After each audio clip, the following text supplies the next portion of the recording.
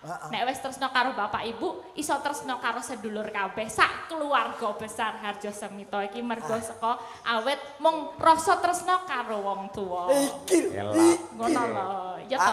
Aku kaya omongan karo Elisa iki kaya omongan karo ahli jiwa. Iya. Kok kandhane mambu pesing kuwi mau kok Pandek. Iya sangat luar biasa ya mergo kebijaksanaan saking Bu Sri sak keluarga satemah panjenengane tidak mempermasalahkan Mbak Elisa rebutan karo Tatin ya dhewe ngongkon Tatin ben maju soalnya ket mau ngumbang-ngombe ya mak iya ayo Tin maju Tin iki wayahe maju diwehi lagu apa-apa apa ya lagune manut karo kanca-kanca madang ora ana lagu kok judule manut. Oh iya, berarti nyaran apa no? Oh iya. Oh aku ngerti. Apa? Lagu Nenek Madangkara biasane anu panas-panas sikile mlentung. Apa kuwi? Kae lho Medion kae lho. Oh. Apa kae? panas-panas mlaku. Ah, panas-panas. Sing plentungi awakmu tak plentungi ora. Panas. Agia Putri menjadi anak yang sehat lahir batin, cerdas, rukun dan diberkati oleh Tuhan.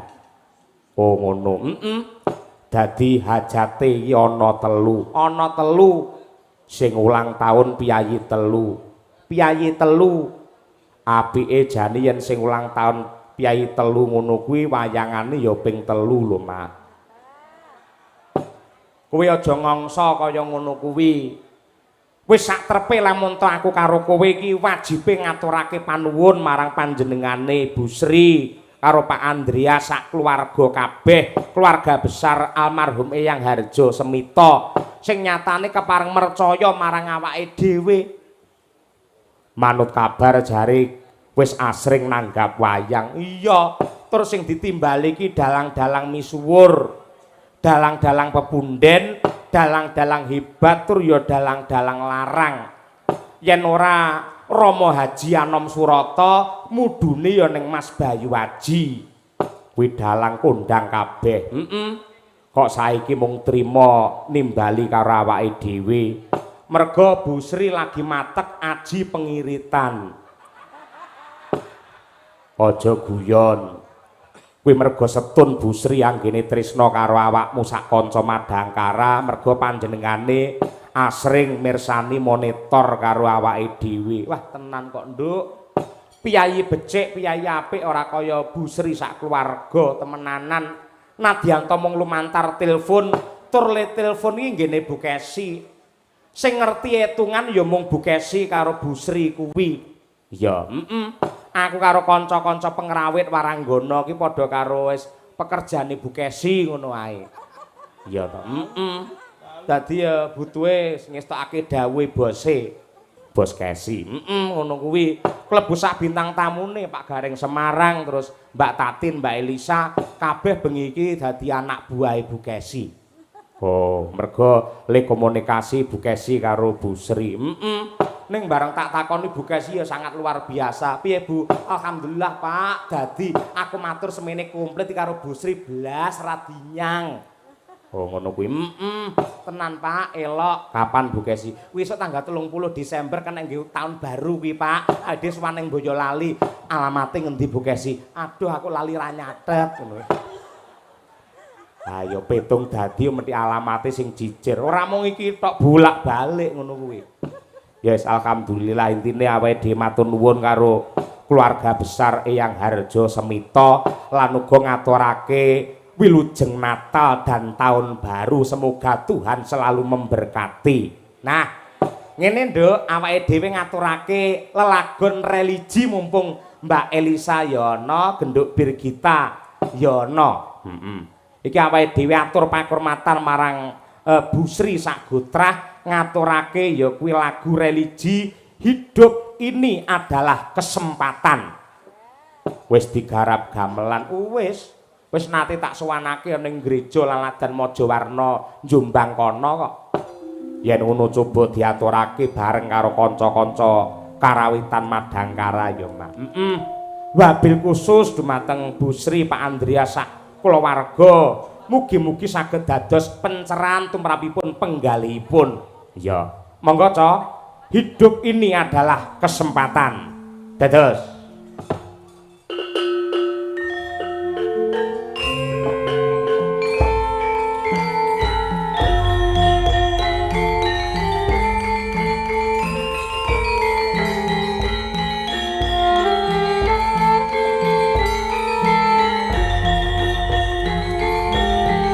Selamat Natal Mbak Elisa. Selamat Natal.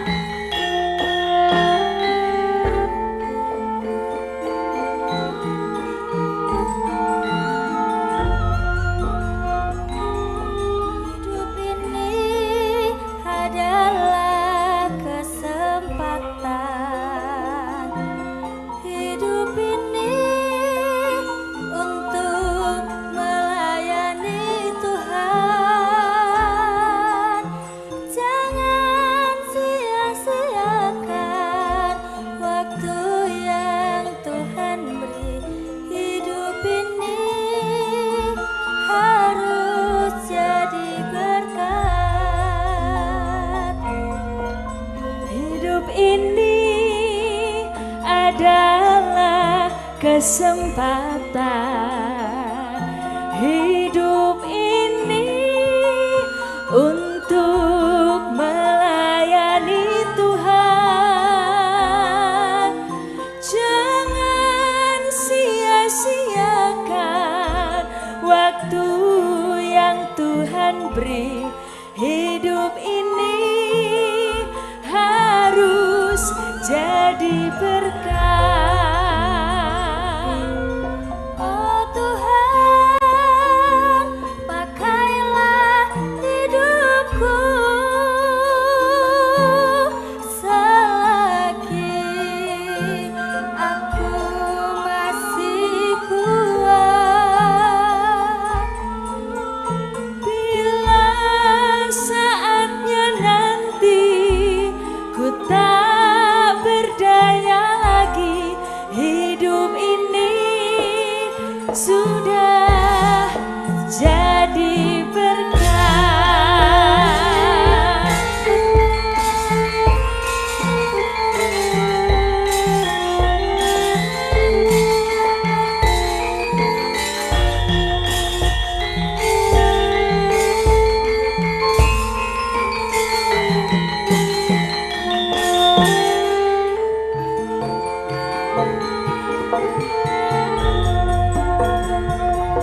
Hidup ini adalah kesempatan. Hidup ini untuk melayani Tuhan. Jangan sia-siakan waktu yang Tuhan beri. Hidup ini harus jadi berkat. Hidup ini adalah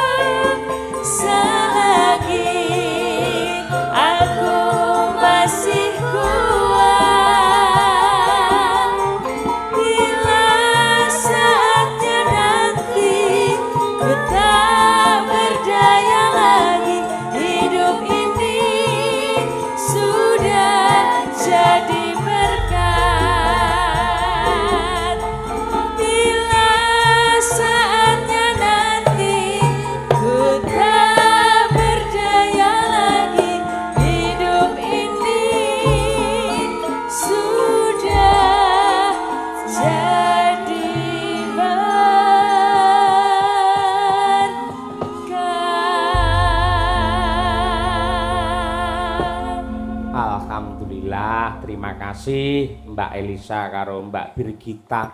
Ya, dengan lagu Hidup Ini Adalah Kesempatan, semoga kita semua diberkati Tuhan dan di tahun baru kita mendapatkan hidup yang cemerlang serta gemilang ya Mbak.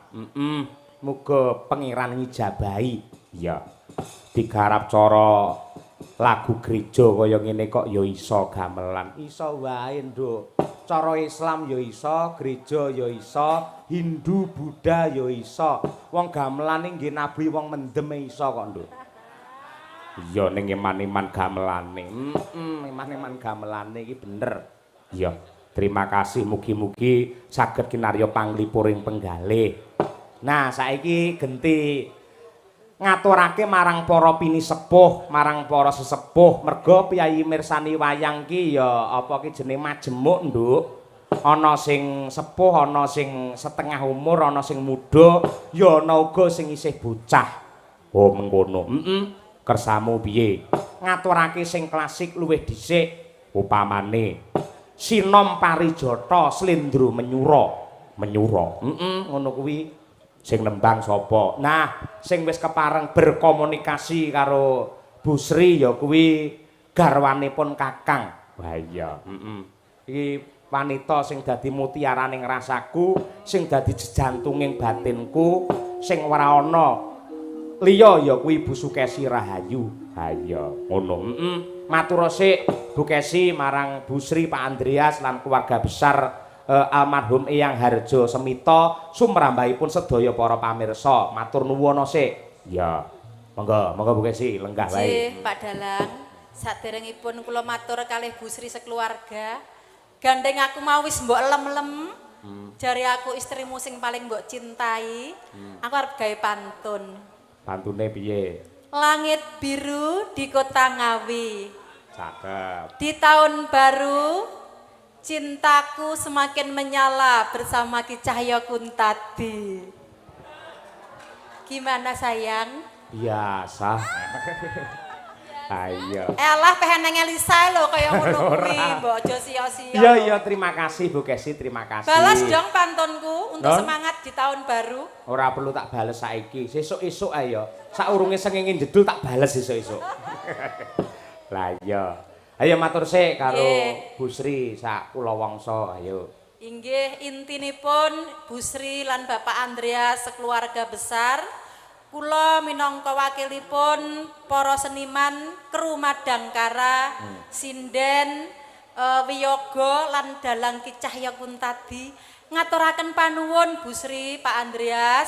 Dalu niki kula sampun panjenengan percaya untuk menghibur keluarga besar Trah Mbah Harjo Semito.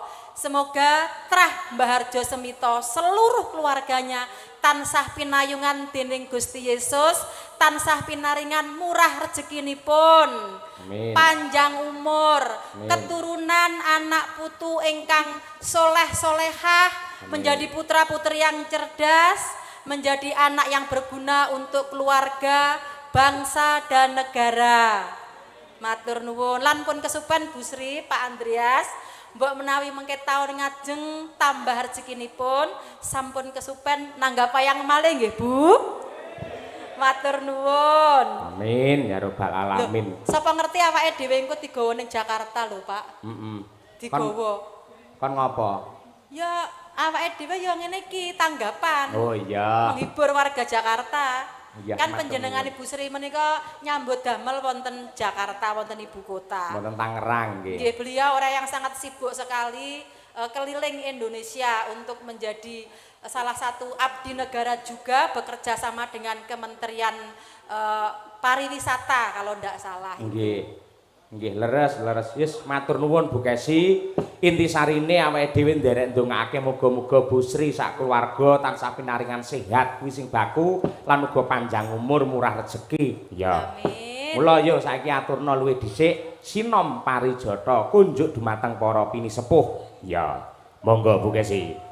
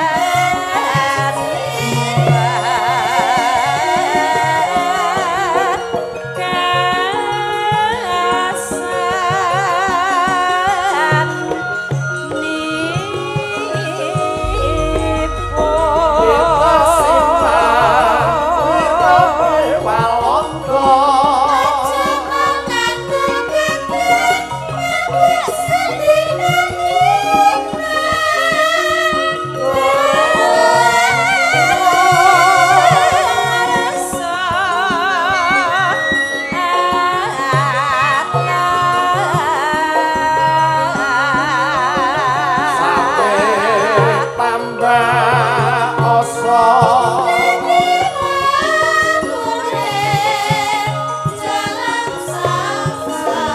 umure ra dawa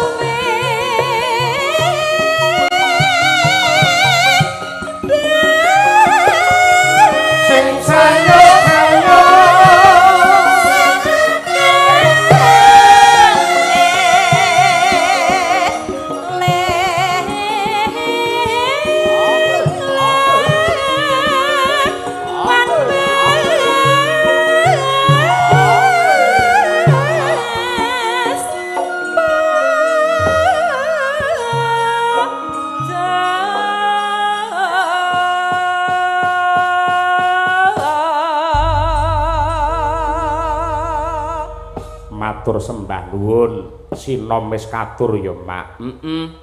Pancen kabeh wis diwujuti karo Bu Sri sak keluarga. Ya, buktine awan mau ya wis campur sari siji dhewe sing dipimpin karo kancamu sekolah biyen. Ya kuwi iki Arif Sarjono. Saiki wayangane lan nanjakake bintang tamune. Sapa?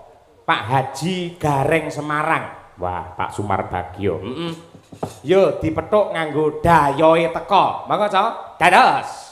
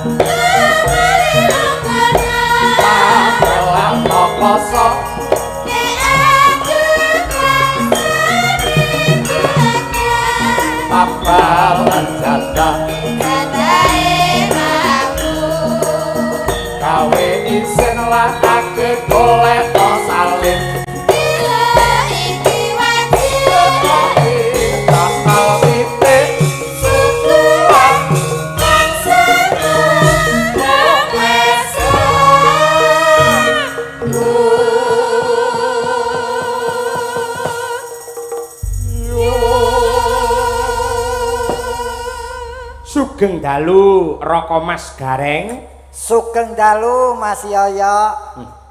Manut informasi ingkang kula tampi jenengan malah wis marambah makaping-kaping dipun timbali wonten keluarga besar Eyang Harjo Semito. Nggih, niki wau kula pun disebawa kalian Bu Sri terus manyeng ngoten. Wah, kelingan wis tau sowan mriki. Ping pira? Wah, kula angger duwite pun entek lali, Mas. Ora urus kaya ngono kuwi. Ampun dieling-eling mengke ndak mboten ditimbali melih. Oh ngaten nggih. Dadi tem mriki niku tetep fresh baru anyar lagi. Nah, ngaten nggih. Wong mlaku mriki mon kula pun mboten kelingan aja dikandhani kali kanca kula. Pun tau mriki, Pak. Oh ya, ya disyukuri le berarti iki tanduk tegese nyambut gaweku ketrima rikala biyen. Alhamdulillah nggih. Wong pancen nyatanipun Bu Sri sak keluarga menika anggenipun tresna kalian budaya, ngrengkuh kalian para seniman menika nggih sangat luar biasa. Buktinipun nggih hidangan menika banyu mili mboten wonten kendhatipun lho Mas Gareng. Pun niki sing keladuk wani kurang duga gur siji. Napa? Yamene kok wis metu kopi lah mengko metu apa? Lah kersane piye jenengan niku? Kopi niku pun wancine ngantuk lagi metu kopi. Niki dereng ngantuk pun di kopi mungkin ngantuk nggih bablas turu. Sing jenenge seniman kudu tanggung jawab. Tegese kudu profesional, aja mung tergantung karo hidangan dan minuman. Ning sampean kudu konsisten. Gandeng dipercaya karo Bu Sri sak keluarga, carane piye tetap dengan semangat yang hebat untuk menghibur warga masyarakat. Lho yen kula niku tertib kok Mas, wong aja meneh kok nyambut gawe lagi budal mawon kula pun gasiki. Niki napa keperluane bersyukur niki tembus disyukuri diberkahi. Mula Semarang nu peteng dedet lho Mas. Nggih. Dugi kutha entuk 7 nu udan deres. Brus. Sik. Kutha napa? Kutha entuk 7. Sing pundi niku? Semarang, Ungaran, kutha entuk 7. Salatiga. Ayo salah 3 lah entuk 7 to. Oh iya. Oke. Wah, lah kok lengan napa sing kula gumun bareng mlebu kecamatan Sampingan niku kok Kecamatan apa? mriki iki kecamatane Samping. Kecamatanipun Sambi. Lah ya sambilan lak Sampingan to, Mas. Niku kok iso terang gasik upama teles pun lumrah ning mboten nganti makbres. Saya pun tumuju teng Kedung Kebo mriki. Mriki dusunipun niku ingkang leres Kedung Gudel Mas Gareng. Alah kok biyen kok gudel terus saiki wis gedhe wis dadi kebo. Wilayah kaya biyen mangsa gudel aku rene biyen gudel saiki ya wis kebo. Iya. Niki tegese lek gadah damel keberkahan. Amin. Niki wah jan matur nuwun lho Bu Sri sampun nimbali kula makaping-kaping niki. Lho kowe iki titenono. Wong wedok ki angger jenenge Sri kuwi pinter memanage apapun rumah tangga maupun ekonomi. Buktine apa contone ndi? Niki Bu Sri, bojoku. Loh, bojomu sapa? Sri Yohan. Wah, bojoku ki angger ngene iki duit sing nata bojoku. Layak Bu Kesi wingi transfer ya rekeningi ya bojomu Bu Sri Rahayu SE. Kandhane kok Mas. Aku dadi iki kari nglakoni tok iki. Lah piye to? Lah ning ya ora apa-apa wong kabeh iki kanggo anak bojo. Ah iya. Dadi kanggo keluarga kaya panjenengane traing Mbah Harjo Semito. Harjo Semito kuwi lak ngrukun ngene iki aku seneng lho Mas. Dadi bola-bali wis tak jlentrehke. Kalau sebuah keluarga harus tahu arti keluarga. Apakah arti dari keluarga? Keluarga itu terdiri dari beberapa suku kata. Keluarga. Itu keadaan apapun baik suka maupun duka harus selalu bersama-sama. Lu ki lupakan egoisme masing-masing. Arahnya harus selalu berpikir positif. Terakhir gagasan harus sesuai dengan situasi dan kondisi yang ada. Nggih. Gandeng iki keluargane Eyang Harjo Semito mohon dipertanggungjawabkan sisan gawe Harjo Semito per suku kata maknanya bagaimana harus dijabarkan. Har kuwi harapan beliau keluargane bisa rukun. Jo nganti cerah bubrah. Sebisa mungkin sampai akhir hayat keluarga tetap bersatu. Nganggo mie barang toh? Harjo Semito kok mie barang piye? Milo anak putu ya miturut nganti saiki ya rukun. Terakhir to lho iki tata gelare manggone beda kutha ning tracere tetep kene Harjo Semito. Wah ya elok tenan. Aku ki aku seneng lho iki beliau nuwun sewu mergo sing tak tepung utawa sing aku ketemu Bu Sri. Beliau itu termasuk orang iki ana kata-kata yang baik. Beliau itu selalu berpikir ke atas untuk memohon.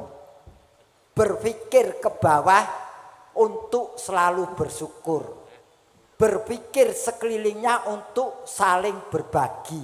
Dan beliau tidak pernah berpikir menjadi orang sempurna, tapi selalu berpikir untuk menjadi orang yang berguna. Wah iya elok. Ora neh ramokal wis marambah makaping-kaping jenengan ditimbali karo Bu Sri, wong nyatane pinter kaya ngono Pak Gareng. Aku tak hati-hati kok Mas. Aku ki tak hati-hati. Tak hati-hati mergo aku wis ngerti. Untuk bisa berjalan kita harus berlatih cukup 1 tahun. Tapi kalau untuk menjalani hidup ini butuh waktu bertahun-tahun supaya hidup kita tidak salah jalan. Wah, iya kata mutiara dan bijaksana. Iki ora mutiara iki yo senja utama terus biru malam. Kuwi kereta api ya, Argo Nyok. Sindoro.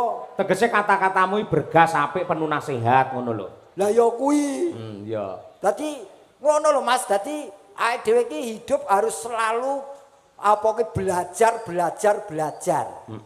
Dadi ora ana kendhat anggone mikir lan sinau. Bener mergo sak larang-larange bondo kuwi ngelmu ya ta. Sak apik-apike tumindak kuwi sinau ngono kae. Heeh. Aku cocok iki cocok. Heeh.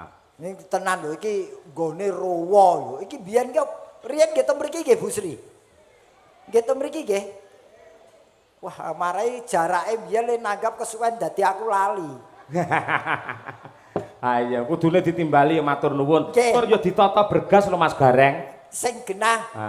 Duit utawa rezeki sing tak tampa saka Bu Sri iki temonjo tumrap anak-anakku, Mas. Kok iso? Ya tak nggo bayar sekolah terus terang biar pas kepepet wong kondisine Covid barang kok Mas kowe iki. Nalika Covid jenengan ya prihatin to kowe. Kuwi lho tak critani. Aja sok wong dadi wong sombong. Wis aku wis nglakoni dhewe.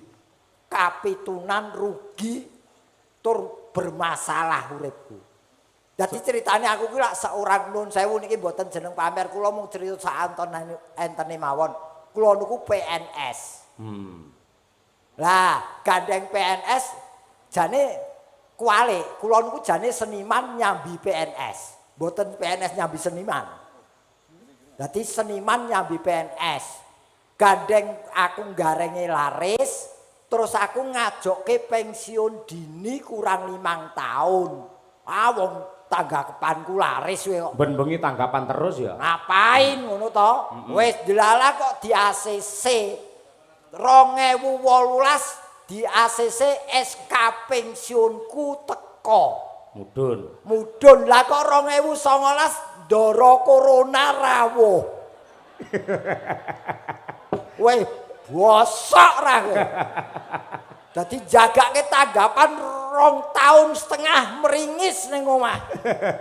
Wah ternyata wong sombong iki entuke rugi karo rugi. Mula kae to dawuhe para pinter wong kibir iki bakal kejungkir ngono kae to Mas. Bener wis. Lah iya. Wis aku wis ya ini teguran Tuhan kepada saya. Ning saurunge Covid teko jenengan lak tanggapane wis laris tegese tabungane wis pirang-pirang to kuwi. Lho. Kowe iki seniman apa dudu? Seniman. Kowe seniman aku ya seniman. Padha. Kowe ngerti to pola hidupe seniman ki piye? Lah piye? Entuk saiki entek engko. Kuwi lek awakmu lah aku ya ora tetep disimpen ditabung. Ora ya mergo kowe entuk bojo galak kuwi.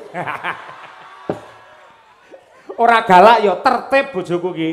Iso bedakne ora tertib karo galak. Iya ya paling perbedaane mung tipis. Nyuwun sewu Pakde Gareng. Nun. Mudhar kowe Nyuwun ayo. sewu Pakde Gareng. Nduk. Enten ngeten lho nggih paribasan ngeten. Bojo galak.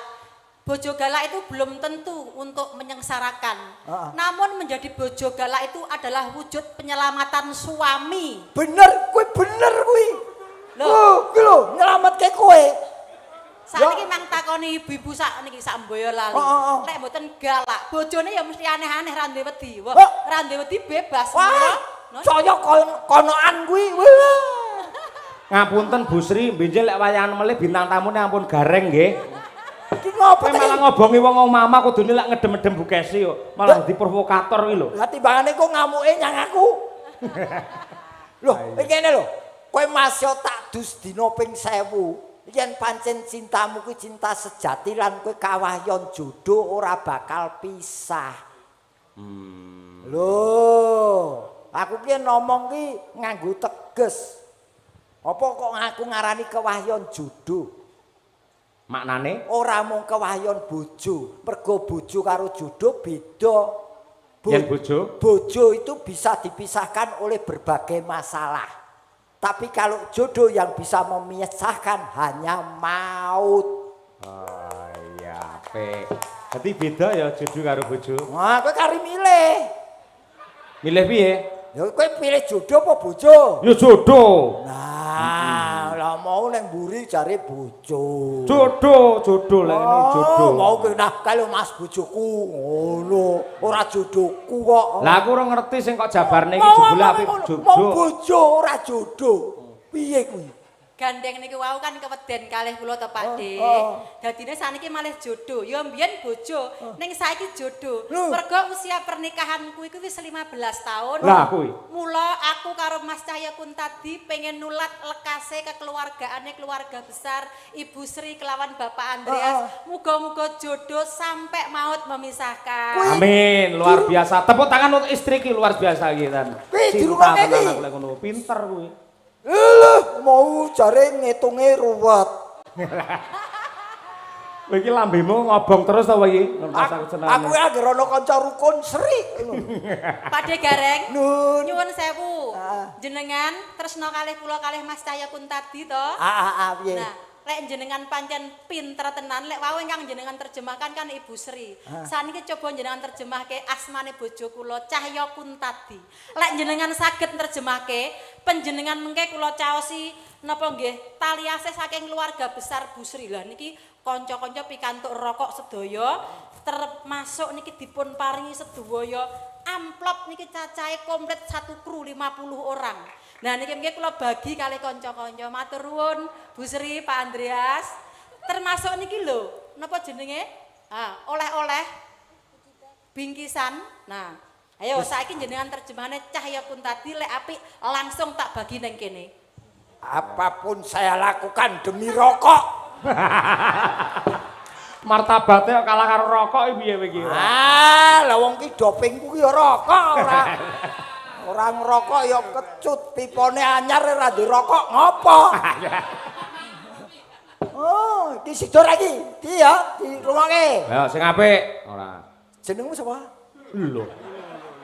Mbak iki arep entuk rokok karo jenenge dalang ora apal Sing ora. tak eling-eling mereke rokok ora jenengmu kok. Cahya Kuntadi. Cah Blitar manggon ning Karanganyar, ya ora? Bener, Yo. Ya iki dalang sing nyambi dosen, ya ora? Bener. Kun. Kuncara asmane dalang sanggit, ya ora? Ta. Tandange ngedapi-dapi. Dipek kesi, ya ora? Pinter. 100 Pak De Gareng. Gur salaman tok. Oh tenang, Mas Cahya. Napa? Nyuwun sewu, kula badhe kepareng nyuwun wedal sekedap. Napa? Ngaturaken tali asih tondo tresnanipun Bu Sri sekeluarga kunjuk dumateng sedaya kru, yoga, sinden lan kru teng Jawi. Nah, niki ngajak dilut ya, Pak. Lho, entekane rokoke didom. Oh iyalah. Didom yaga. Lho kuwi sing pancen bagiane yoga kok pancen kuwi kok ya. Kowe entuk rokoke mergo aku wingi aku nyalek ora mbok pilih. Bojoku loro dhewe ya. Akeh men to bubu ngono. Sik amplope Pak De. Bojomu ki Sindene ya tenang wae, tenang. bojomu ki aja mbok kei rokok terus rokoke sak gawekno grobok ngono lho. Kanca-kanca pengrawit Pak De sik. Wah. Iki jane iki bojo dalan padha poletor to ta. Mbok langsung di pasarane war madum stok sitok Pak ora. Heru sesuk apa saiki? Sesuk ya. Ayo. Lah kowe kadung mudhun ya diserahke, mudhun mar ngopo ngono kali kok. Wah. Bojo dalan yen ngitung aja meneh kok duit amplope didirat kok ta. Den raklet. Mundur sik ngitung nang kono, koclok iki malah ora. Lho ki saking gembirane mergo entuk Sekedap tak hitungin bonus. nang mburi. Wah, wis. Iki pikantuk bonus saking Bu Sri sak keluarga. Niki Nggih. bikin ngaturaken soalnya Pak Dalang. Nggih. Wong kok kowe padune kowe meri kowe. Mari apa? Oh kowe iki wong lanang ki pancen cucuk lampahing keluarga. Ning yen bab keuangan tetep kudu wong wedok sing ngatur. matur. Lho buktine ya ngono kok ya. Ah ora, padune kowe sing kepengin kowe sing ngedum kok. Wong kowe wis dikeki rokok lho. Wis to. Kowe ki lak trimo nyedot to. Lah terus? Nah. Kok nyedot piye iki? Iki kowe. Lah terus? Iki aku. Loh. Sing sampurnamil ki dalange. Awakmu ki apa kan remil awakmu? Endi? Rokokmu. Rokokku ora sampurnamil ku yen tuku dhewe gandeng iki dikeki ya sak olone. Lah kuwi kok biar kok rokok kuwi kok. Apa? Kuwi ya kok rokok. Didol. Lah, Wong diparingi ya ora dirokok. iya. Wong kurang to kowe. Kurang apa piye? Mboten monggo mriku. Nek tenan lho niki kabejan tumraping seniman yen ditimbali piyai kados keluarga besaripun Pak Harjo Semito menika. Nggih. Mila seniman niku yen mulya ya ngungkuli raja. Leres. Nek pas rekoso ya sak ngisore kere iki tenan Mas. Nggih pun yen ngeten iki suguhane banyu mili ning anggar wis rekoso metune banyu putih tok legeken. Karo nguyah nguyuh niki jenengan tak goleke kanca. Ayo. Sinten? Janjane sing dipatah supaya ngasta ndalang ki ora mung aku tok. Ning sejatine iki duet karo Mbak Elisa. Lah, supaya Mbak Elisa matur dhewe karo keluarga besar Eyang Harjo Semito, mula panjenengane ben jumeneng luwih dhisik Mas Gareng. Nggih. Kutak tang tang. Oke, monggo Mbak Lisa. Yuk.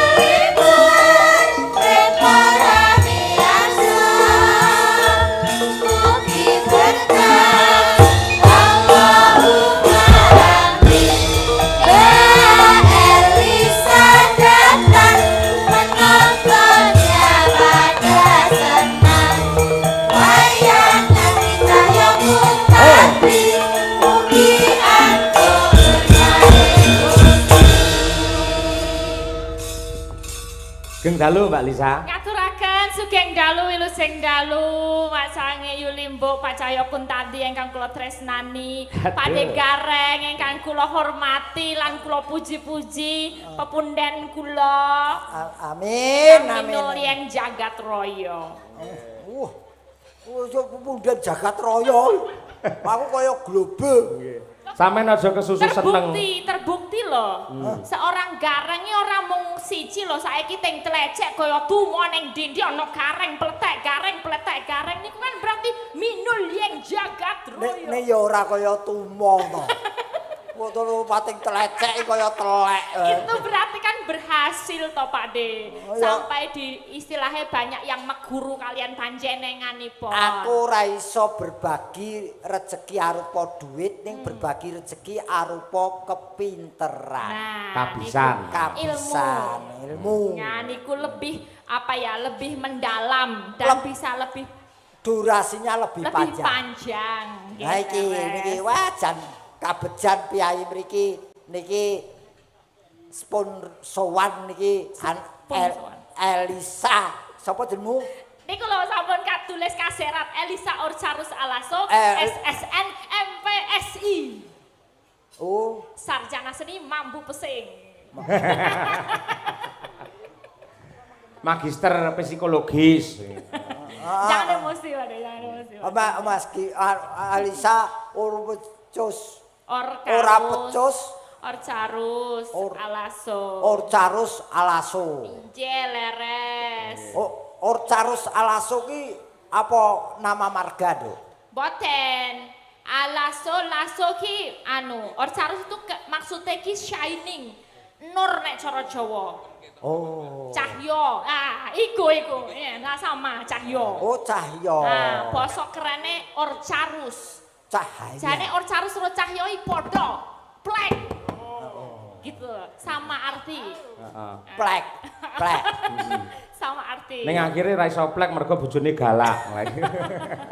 Nggih. Wah, iki esen ki kowe biyen sekolahe Seni, leres Pak De, riyen wonten seni. isi apa isi STSI? Isi Yogyakarta, jurusan pedalangan. Oh. Nggih, lan kula Tapi wis isi ora STSI apa? STSI mbiyen ki Sekolah Tinggi Seni Indonesia. nama Terus lampah. munggah derajate dadi institut. Nggih, Jare leres. rektormu ki STSI sekolah tanpa sinau iso. Ora ngawur, tetep sinau. Lek sinau malah lebih ganda, lebih Oh akeh. ngono ya. Ning Nggih. iki kamu betul-betul mencerminkan bahwa seniman sekarang tidak bisa dipandang sebelah mata dengan adanya seorang seniwati seperti kamu. Kok ngaten? Loh, kejaba pinter, wasis dan mumpuni. Nggih. Loh, wis Mumpuni nggih kowe iki mboten. paket komplit. Pinter, ayu, bawaan apik, dandan besus, iso diapusi. Niku sing poin penting. Kene diapusi. Ning sing baku ngeten Mbak Elisa jenengan Nggih. Perlu wigati menika matur Injil kalian menika Bu kula Sri ajeng Saputra matur, nggih, Ibu kalian Bu Sri, Pak Andreas Sagotra sedaya kulawarga besar Harjo Semito. Kula menika kepatah dados dalang sejatosipun. Bengi iki. Nggih, dalu menika kepatah dados dalang duet kalian Bapak Cahyo Kuntadi. Nggih, sampun rumiyin sanget nyuwun mendhawuhi saya sama Pak Cahyo untuk duet. Biyen. Nggih, nanging dilalah kersaning Allah. Piye? Menika kula wonten alangan. Oh. Nggih, alanganipun dilalah ibu saya baru sakit jadi nggak ada waktu untuk bisa Berlatih. kansen. Nggih, kencan bareng karena harus menunggu di rumah sakit lama. Betul. Tadi yang Nggih. nyambut gawe separuh-separuh ya rapi. Nggih, leng mekaten. Jadi kemarin saya izin Bapak Cahyo sama bisa diteleponkan pada Ibu Sri dan keluarga. Nggih. Menawi kula nyuwun pangapunten ingkang kathah mboten saged duet kalian Bapak Cahyo. Ning ngaten. upami Elisa Sios dalang mengke malah bingungke Bu wong ngomongane pating pelkutuk ngaten. Oh iya, setetek yo ngerti aku wong yo Iya, sinau Ra. nggon dalang yo Kok Pak De. setetek ki apa? Paham aku, aja sepelekake aku. Ya piye? Aja sepelekake aku. Sepelekake. Aja sepelekake. Setetek Aja aku udah mbiak-mbiak. mudeng kok sepelekake. Aku ya iso tetepan walaupun mung Setitik, setetek set- mboko setetek. Setitik boko setitik. Oke. Ora seteteke diboko. Niku Ya, Rek. maksud kula, nggih niku kula saged lah. Saged. Nggih. Ning gandeng wektune ora iso, Nggih. iki ya nyuwun pangapunten, kepeksa ora iso. Boten saged. Dilalah niku nggih kula mboten Natalan kalau wingi juga karena ibu sakit sama. Jadi emang waktunya sangat mepet sekali dan sangat mendadak. Pangapunten ingkang kathah karena yang utama walaupun kita punya pekerjaan banyak, walaupun kita menyukai seni, walaupun kita mencintai pekerjaan kita, tapi yang kita utamakan itu kasih sayang kita pada orang tua. Betul. Ya. Ah, iya, iki Iku patut nomor minangka contoh. siji. Kuwi sing marake awak dhewe iso rumaket anggone paseduluran dimulai dari rasa cinta kita nomor siji karo ibu. Betul. Nek wis seneng karo ibu, mencintai ibu bagaimana beliau melahirkan kita, kita sadar diri. Betul. Ojo nganti natoni perkataan kita, ojo nganti natoni ibu. Rasa. Ya. Seko awak dhewe menyayangi ibu, nanti kita bisa tuwuh rasa tresno awak dhewe karo bapak. Nek wis tresno karo bapak ibu, iso tresno karo sedulur kabeh. Sak keluarga besar Harjo Semito iki mergo saka awet mung rasa tresno karo wong tuwa. Iki. Elak. Ngono lho. Ya to. Aku kaya Piye? omongan karo Elisa iki kaya omongan karo ahli jiwa. Ah, iya. Kok kandhani mambu pesing kuwi mau kok Pade. Ini sangat luar biasa ya mergo kebijaksanaan saking Bu Sri sak keluarga satemah Kula panjenengane maturaken. tidak mempermasalahkan Mbak Nggih, Elisa. matur sembah Monggo nuwun kemawon ingkang bebas mawon menawi Mbak Elisa mangke kersa mayang nggih. Syukur wadene mboten nggih mboten napa-napa. Nggih. Ning kaya nggih tamba napa nggih kuciwa penggali Nggih. keluarga besar Bu Sri Siap. jenengan raketang sak kemperangan ya mayang rene. Oh nggih, Ngono ya. mengke kula limbukan wonten mriku Nggih, nggih mboten wonten napa-napa mriki. kula siap. Nggih. Kok- Ning saurunge limbukan jenengan nembang sik sepisan. Oh nggih, wonten pamundutan menapa? Mboten, menika alhamdulillah Saking mboten wonten. streaming nggih mboten wonten. Mboten wonten merdika panjenengan kagem keluarga besar Eyang Harjo Semito. Monggo merdika Mbak Elisa. Oh Ayo. Sing nggih. petingan kanggumu, Nduk. Petingan apa? Kadung Tresno, Nah, Pak. kuwi, Oke, nggih. siap. Nggih, kadung tresna sak bawanipun Mbak Lisa. Siap. Nggih. Aduh, tresno. Gareng kemeruh ora. Nggih. Darminto ini. Apa? Darminto Oh sing. iya. Nggih. Rina wangi dadi ati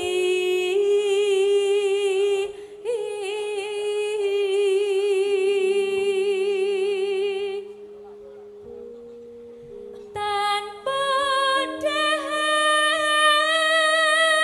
dahar tanpa nendra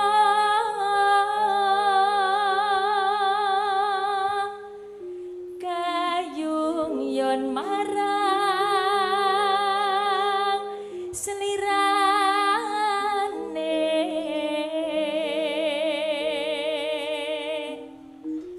tansah gumawanging netra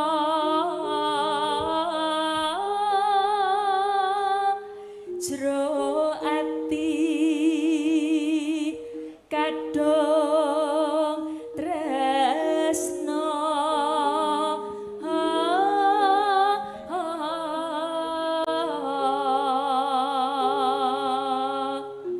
dan liya amung seliramu satemah loro asmara.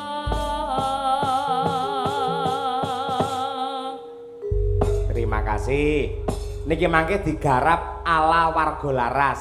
Jadi sepisanan langgam, kedua dangdut ning slow. Siap. Wah, cocok, cocok. Nggih. Mas Gareng sing jogeti, wah mat iki. Oh, oke, oke. Oke, lah iya. Monggo Mbak Lisa, yuk. Lamat wis katon tejane yen kok katon bicara aduh wiragane sinawangkan seni yen besengut wimbuh paton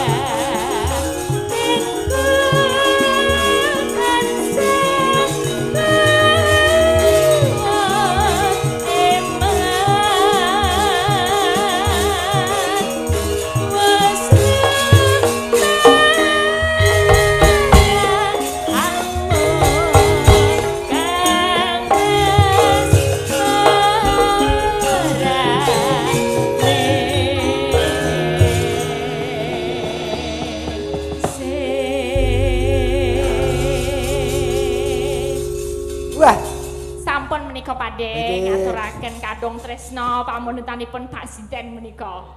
Saking kula warga nggih. Nggih. Kadung tresna. Wah iki multi talenan apa? Talenan sing dinggo rajang-rajang iku Maksudku ki talenan. serba bisa. Talenta. Talenta Pakde. Wah, wis. Lah ben ketok serba bisane, saiki Mbak Elisa ben dalang rene. Lah kowe ngopo? Lho, aku nyimpingi nang burine. Golek dhek lali sing ngelekne sapa lek ora aku. Aku mbok iso ya lungguh ning burine. Lah iki intine lak ya supaya rena penggali Bu Sri sak keluarga ngono lho. Tur ya supaya piyai kene ya do pirsa sejatine pancen si Elisa ki iso dalang. Wah, iya. Sak capet-capet. Ora mung apa? Sak capet-capet. Apa kuwi? Basa apa? Capet-capet. Capet-capet. Capet-capet kok capet-capet. Kene Mbak, ayo. Kono. Masih ada waktu ki lumayan setengah jam, Mbak. Ayo kene. Setengah jam. Iki wis ana iki. Apa kaya apa. Iki anu sing dikersakne ngono dadi pemain spanduk ngono kae dadi ben ora kecewa. Jan. Anu tulung iki sing dalang Elisa. Kowe isah-isah ning mburi ngono. Dinggelmu mlocot ki ora. Lah ku timbangane nganggur ngono lho. Nguyuh aku nguyuh. Ya Mbak kene Mbak. Ayo. Nyuwun tepuk tangan yang meriah untuk Mbak Elisa Orcaro Salaso. Nggih, persembahan untuk keluarga Bu Sri. Ya Mbak, maju. Tak pasangke mike.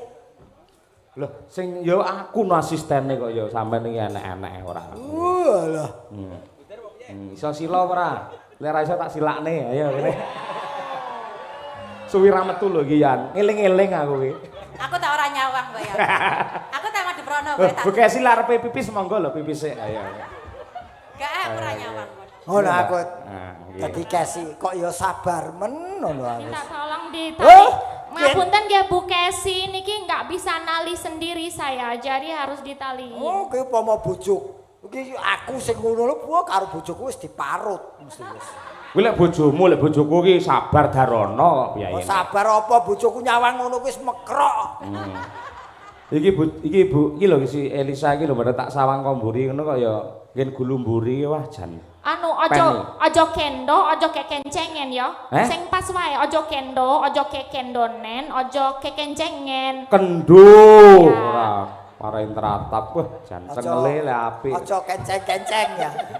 Ojo kekencengen, ojo kendo-kendo. Nggih. Angine pas ya. Iki cempolone, iya. Cempolo. Ya, semene cempolone. Ayo. Oh ya, penak iki nek. Pak, enak ya? Ya.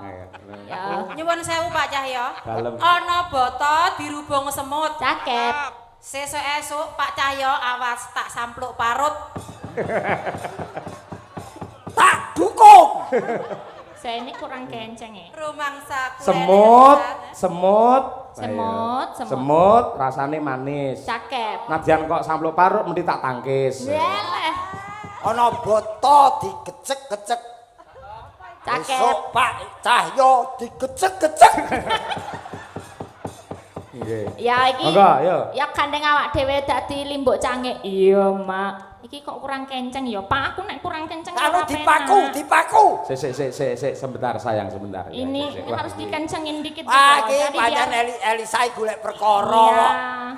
Yang kabeh ki sing penak kan. Kalau nggak enak tuh bilang gitu. Wah, iki Kesi wis. anu wae nganggo anu apa jenenge? Napa? Mike. Kesi wis. Ya, Kesi wis brebes kabeh lho iki.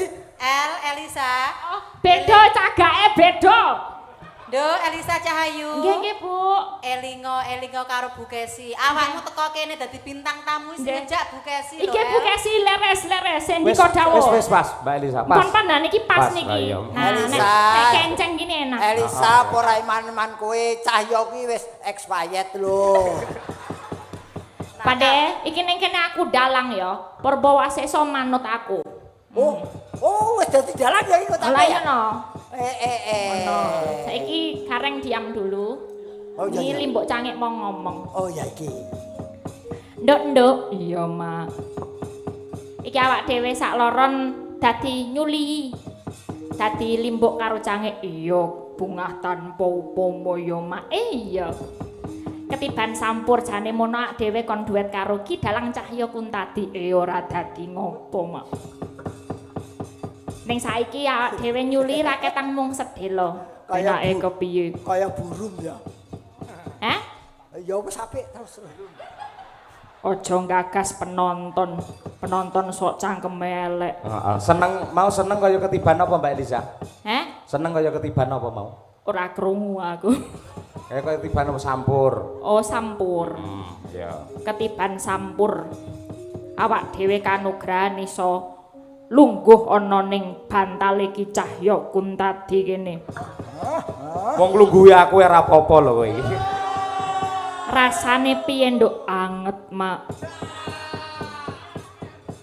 Penak apa ora penak bul bantale empuk. Iki penak ya dhewe kepe lah yo ak dhewe tugas dadi dalang berarti matah bintang tamu gareng karo Cahya Kuntadi. Kingko iso rebutan karo Tatin. Ki ak dhewe ngongkon Tatin ben maju, soalé ket mau ngumbang-ngombe ya Mak. Iya. Ayo Tin maju Tin iki wayahe maju diwehi lagu apa ta apa? Apa ya lagune manut karo kanca-kanca madang Ora karo. ana lagu kok judule manut. Oh iya, berarti Penyaran apa no? oh iya. Oh aku ngerti. Apa? Lagu Nenek Madangkara biasane anu panas-panas sikile mlendung. Apa kuwi? Kae lho Medion kae lho. Oh. Apa kae? Panas-panas mlaku. Ah, panas-panas. Sing mlaku. plendungi awakmu tak plendungi ora. Panas-panas mlaku, Mak. Ya nyun panas-panas mlaku kanca-kanca. Mbak Tatin, siap-siap maju ke depan.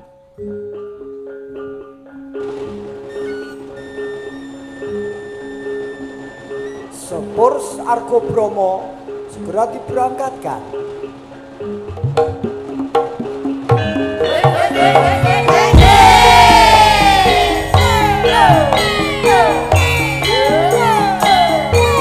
Tatin numpak sepur ya, Mak. Iya ndak numpak sepur. Akeh usung mudik iki.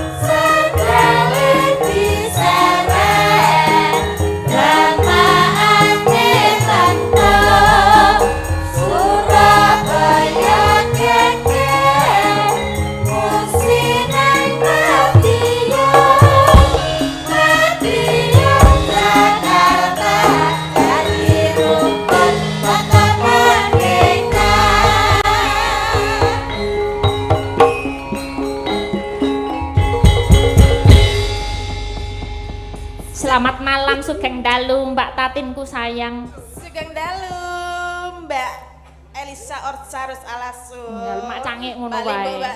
Mbak Limbo, Mbak Cangik. Gimana kabarnya Wilujeng? Alhamdulillah sehat. Sehat. Waras toh?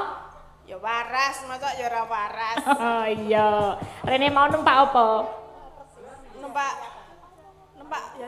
kendaraan. Numpak apa kendaraan? Mangkat jam piro? Mangkat jam 7. Oh, nah. Eh? Ngono kuwi. Apa? Anu Pak De iki ngertos mboten kula wau ngomong napa kalian Mbak Tatin? Kowe ditakoni budalmu karo sapa? Lho. Oh niki mau. Budalmu rene karo sapa? Oh, aku karo bojoku. Bojomu nah. Bojomu nah. Bojoku Lho ta, beda Pak De, cobi Pak De nek jenengan sik tanyain. Bojomu isih enak. Kuwi lho, ngono kok ya ora krungu to? Lah, kula kurang ming bojomu. Lah iya, kuwi bojomu ki sik tegese sik berjalan normal ngono lho. Maksudnya niku ta? Heeh. Ya jek normal Mbak Dalam. Oh ya syukur. Jare mobilmu lho. Jare mobilmu Apa Pak De? Jare mobilmu Mobilmu wis lunas. Oh. Oh saiki bahasa Pak De yo ngerti ta? Dadi mobilmu ki tau kecemplung banyu, knalpotnya kena banyu. Ya lunas. Oh ya Alhamdulillah menika. Syukur. Berarti kowe mau karo bojomu numpak mobil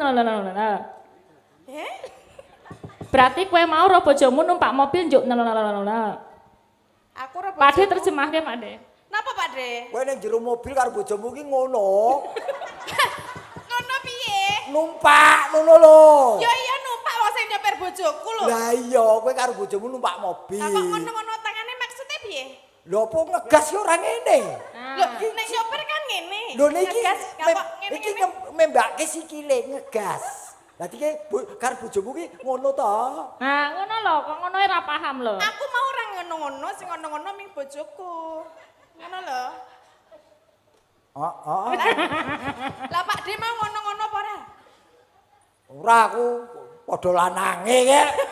Sak rombongan lanang kabeh. Maksudnya Pak De jek iso ngono-ngono apa ora? Ngono lho. Oh, ya aku ora ngono mergo sing ngono sopir.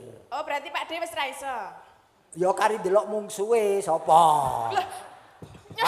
Mungsuhe anyar ya tak ngonoke.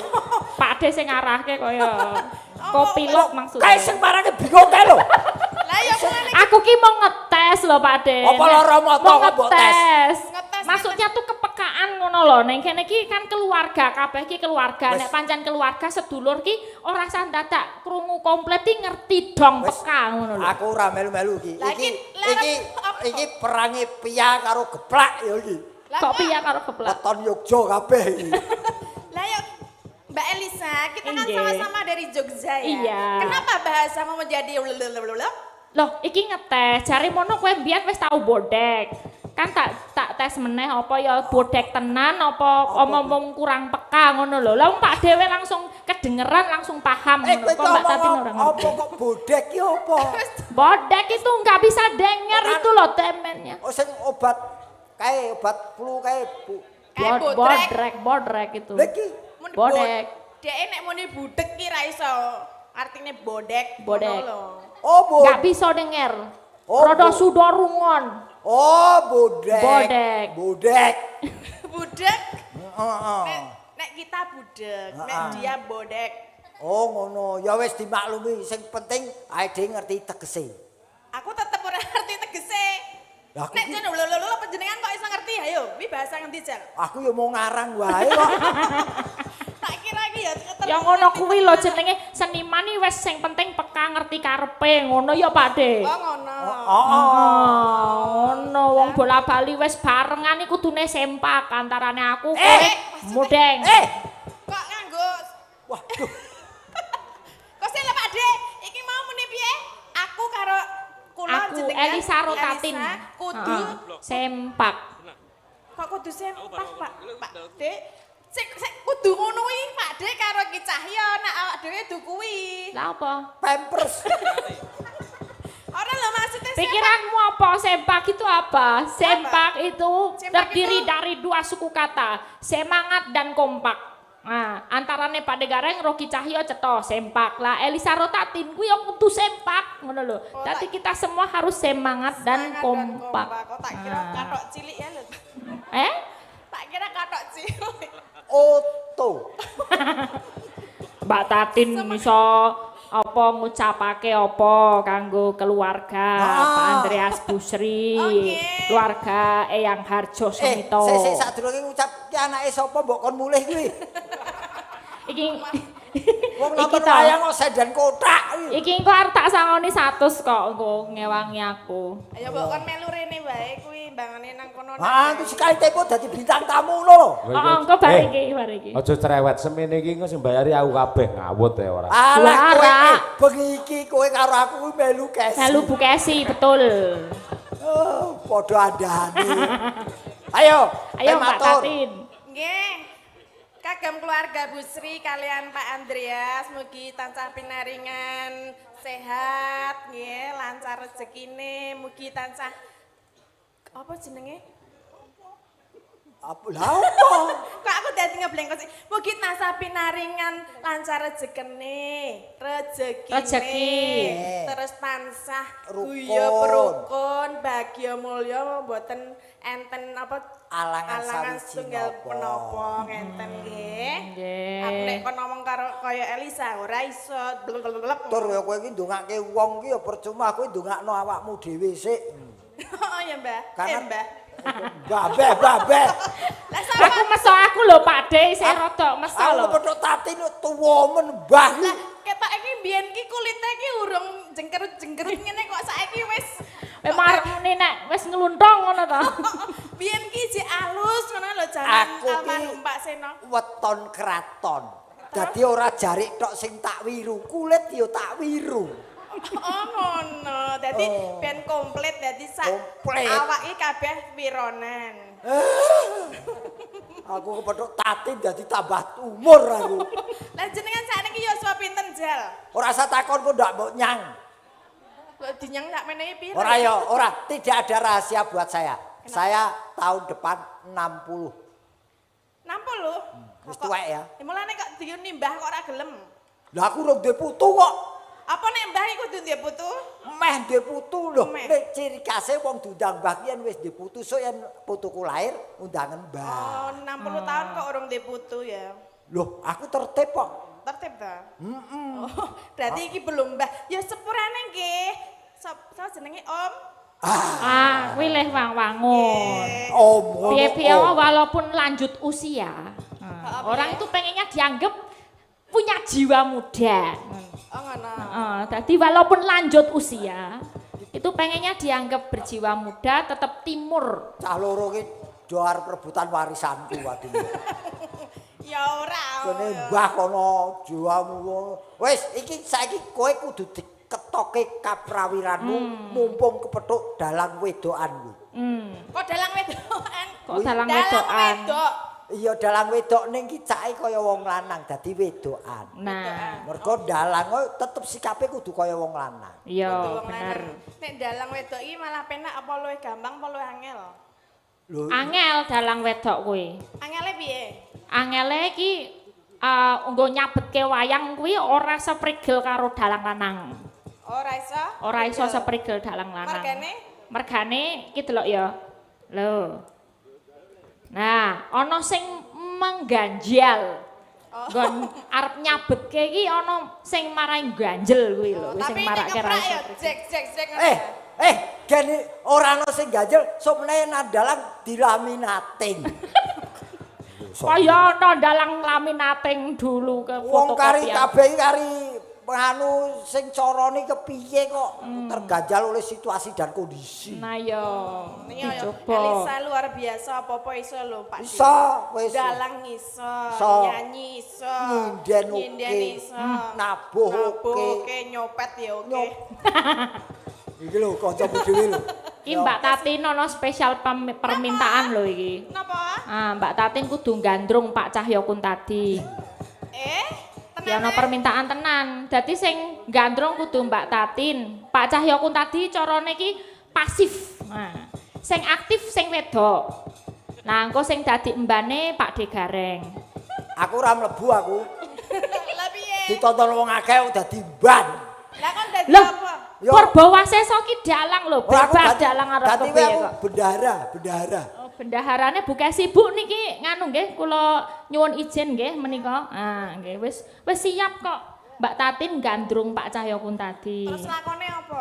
Lakone gandeng sing wedok sing gandrung berarti Mbak Tatin dadi suminten ngono. Kun, ayo kun. Kun. Kun cengelmu iki ora. Nah, Oh, yo Sing aku. komplit ngono lho. aku- Cahya Kuntadi Pak kanca. Cahya Oh, lah, lah, lah, Kuntadi engko aku- dadi Mas Broto. Mesune karo Elisa kok ndemoke karo aku. Ayo. Ya. Oke. Biasane aku lek diperintah karo sapa-sapa iki moh. Mal terus. Gandeng sing perintah iki wong ayu to, dadi aku gelem malian iki. Oh, ya. Pak. Iya, sama-sama. Oke. Alah, Ini tenang aja. Ini cowoknya pasif. Jadi yang aktif nanti harus yang cewek. Nah, kok nek Mbak Tatin kurang aktif engko tak kritik engko dicomot karo Bu Kesi. Oh, dicomot kok wis lunas kok. Oh toh, kok aku urung. Iki piye posisi kula pripun iki? Oh jenengan dados broto, mengke sik nganu sik ngoyak-oyak ben Mbak Tatin lah. Maksudnya Mbak kula linggo napa ngadeg? Oh lah. Ya ngadeg. Nah menika perbuatan penonton pripun Pak Cahya menika jumeneng napa lenggahan mawon? Jumeneng nggih Pak. Wong nggih. lanang iki kudu ngadeg. Nggih, pangapunten Pak Cahya. Siap, Menika nggih. panjenengan Mosok sing wedok. nggih. Ayo. Ayo to. Yo, turuk-turuk. Ngono. Jarweng jarwa.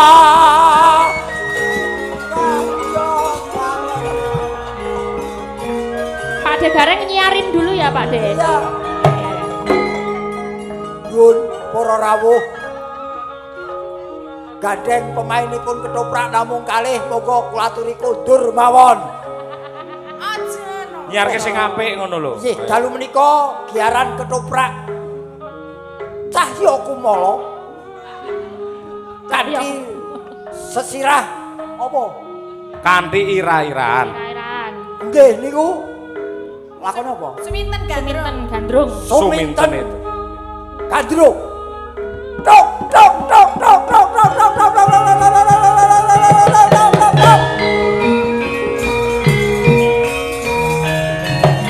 Rock. Rock. Wah, sabar telo. Ngopo? Kekantem lampu lho. Ya polahmu kaya ngono kok ora. Ayo, Mak. Mas Brata. Kusik. Ndak sawang yen ora kleru kang dadi panyawangku. Iki kaya suminten sing mrepeki aku. Kulaten Mas Brata. Kula menika sampun madosi panjenengan wonten pundi-pundi kemawon kok ya ketepune nang kene ngono lho. Bekasi ora sir pipis-pipis sik ngono lho ta? Den Mas. Kepiye Kula suminten? menika madosi panjenengan ket wonten pundi to? Kusik Apa ya, kudune kowe lak ya ngerti karo tata krama. Lah napa to? Kowe iki wong wadon. Kudune pinter ndelikake wadine. Kenapa kok kowe wani gepok singgol kelawan aku, suminten? Lah kula menika sampun kapan saestu kalian panjenengan lho Den Mas. Banjur yen wis ketemu karo Mas Broto, apa sing bakal ndok tindakke ae? Kula pengen ngomong sethithik kalian panjenengan.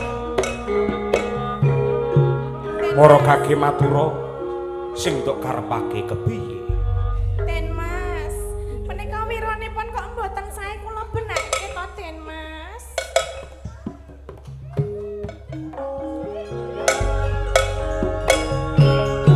Sena.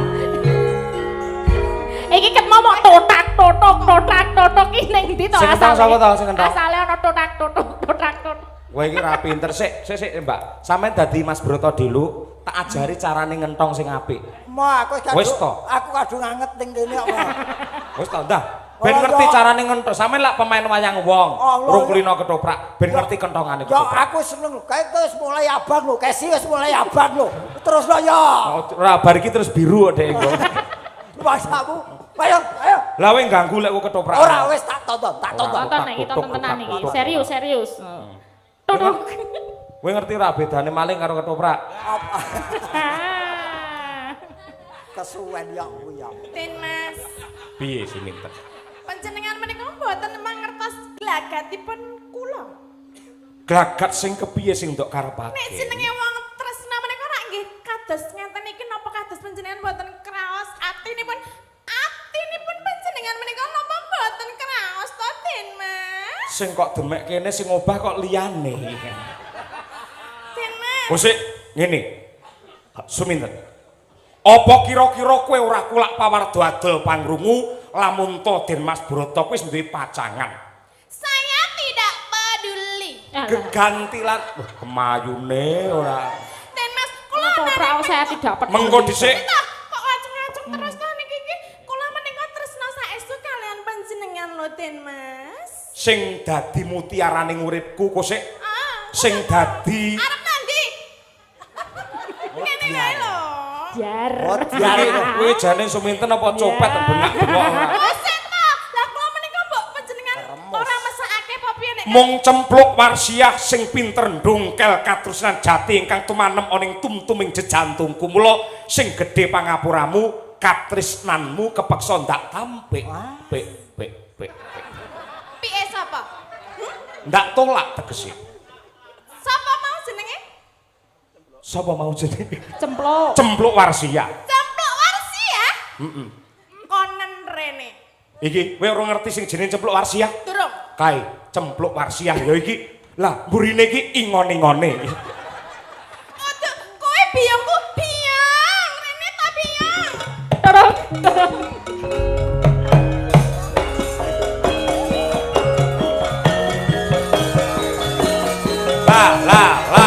Ya.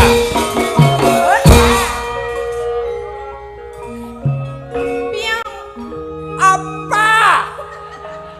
Biyong ngene iki lho, aku ki tresna karo Den Mas Broto ning kok Den Mas Broto kaya sia-sia karo aku, mbok aku njaluk tulung iki kok di apa ki jenenge dipernahke atine apa dipernahke ben Berat. seneng karo aku ngono lho.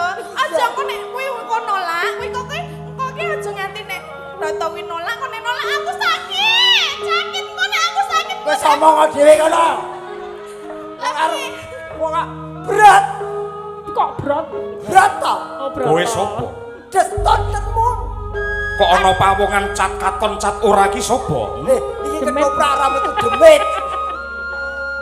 Kok kowe tega? Ora nampa tresnane. Sapa jenengmu? Cumitan. Suminten. Apa kowe pancen tega? Mlatra, Mbak. Ketok.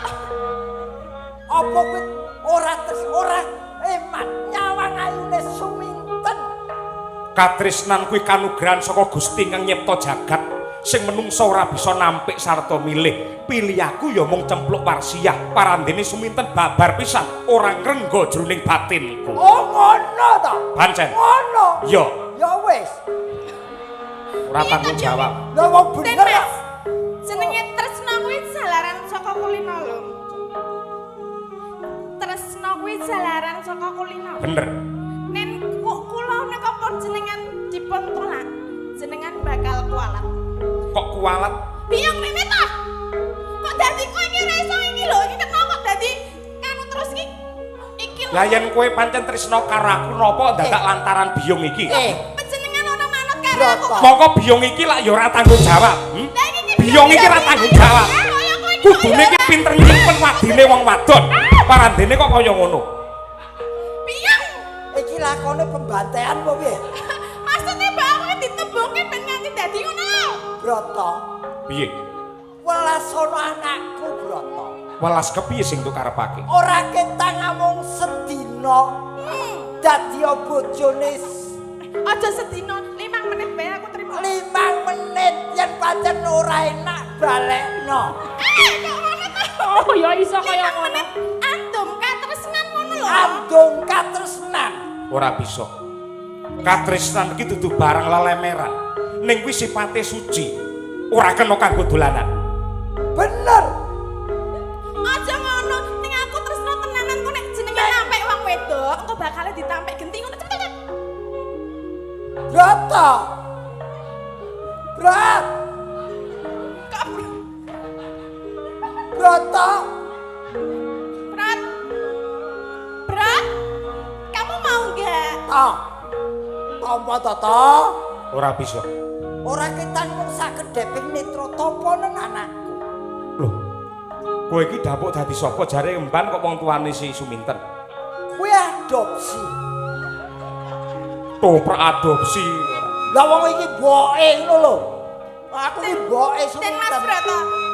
Nek pancen kowe tresno karo jenenge sing ceplok warsiah konen rene. Pratane cempluk warsiah monggo Bu Kesi Rahayu tok tok tok tok tok tok. Monggo Bu Kesi.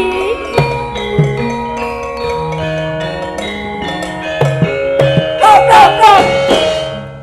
Kok malah aku sing dadi cempluk. Ora iso. Iki ora. Ayo Bu. Oh yang karo iki aku. Bu Kesi dados cempluk nggih niki penonton nggih. Aku metu saka anggota ketoprakku. Tidak bisa. Ini gara-gara rumah tanggaku hancur karena kamu. Memangnya yang bisa dalang cuman kamu. Oh, Sana, kamu jadi cempluk. tepuk tangan untuk Bu Kesi. Wah, iki tak estu niki Bu Kesi akan menjadi dalang. Siap, siap, siap, siap. Tintingane 6. Wayange dibubarke tenanan iki. Oh. Masane sing iso dalang wong kowe. Kuwi lek jejeg keprak buanter mau ning omah bagane jejekin dasku kok. Gandane kang sekar kadung. Tepuk tangan para lega. Lawan kembang-kembang menur. Bagi iki dalane akeh men. Arum. Ora usah nganggo iki. Moh aku kuwi tipakmu, moh. Winar lan ayat-ayat tayan. Kanthi kusum mangambar. Waraku sing dupa kanggo melon. Kelon kati mega lir membo Bathara. Piye coba? Wah, Masa luar sing biasa. dalang kok Elisa tok? Sayangku, luar Masane biasa. kok bisa? Aku malah lagi ngerti sampeyan iso ndalang apike kaya Iso iki mengkono. lho diteruske lek serpak ayo. Nandani lawang to. Lihat langening kalanggiana glar panda moncar ayo. Sing marahi sapa kuwi? Sanjis, ayo sangan.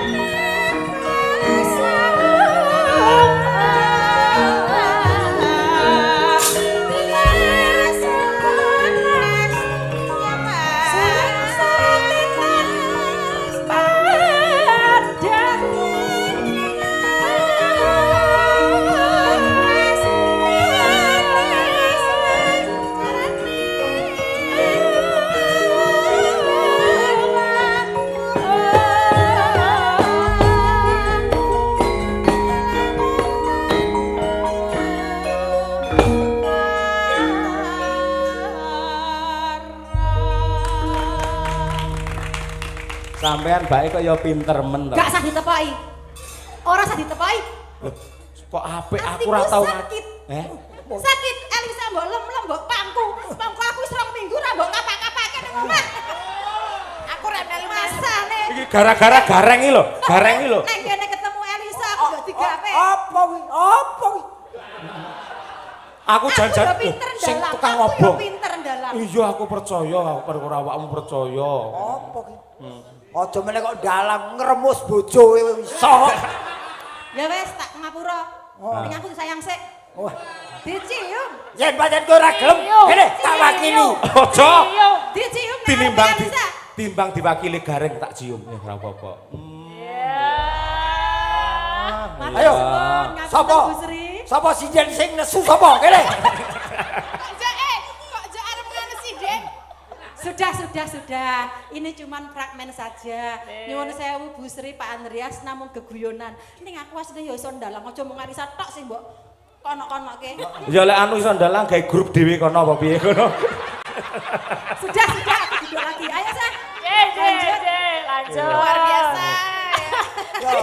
Saya sok guyon jenenge geguyon ya kaya ngene iki. Ketoprak bar ki. Garo. Balike separuh. Aku bayare penuh Wah, jan iki pancen yen iki kowe ora tanggung-tanggung. Elisa Tatin ki wis digodhog rampuk paribasane. Heeh, diplites ora iso mati. Ora iso mati. Wis ana wae kepinterane sing kudu ditokke. Mula mumpung iki ditimbali Bu Sri ning tlatah kene ditanjakke. Iya, genah. Ayo apa? Aja meneh kok kon nembang kon joget kon ketoprak kon usung-usung gamelan ku lho iso. Ora iso, ora iso. Wah iya. Kon gendong Pak Dre ya iso. Pilih gendong arep pemburi kene. Ya. Oh. Ya. Ayo kanca-kanca yoga bubuk sik ya. Kuwi Mbak Tatin kon nembang ngono lho. Nembang Niki ngaturaken lagu Banyuwangen menika pamendutan. Oh nggih. Apa lagune napa niku? Gerajakan. Oke, gerajakan. Monggo dipun aturaken lajeng kemawon. Ya nderek mawon. Oh. Monggo dipun aturaken gerajakan Banyuwangi. Yo, dados.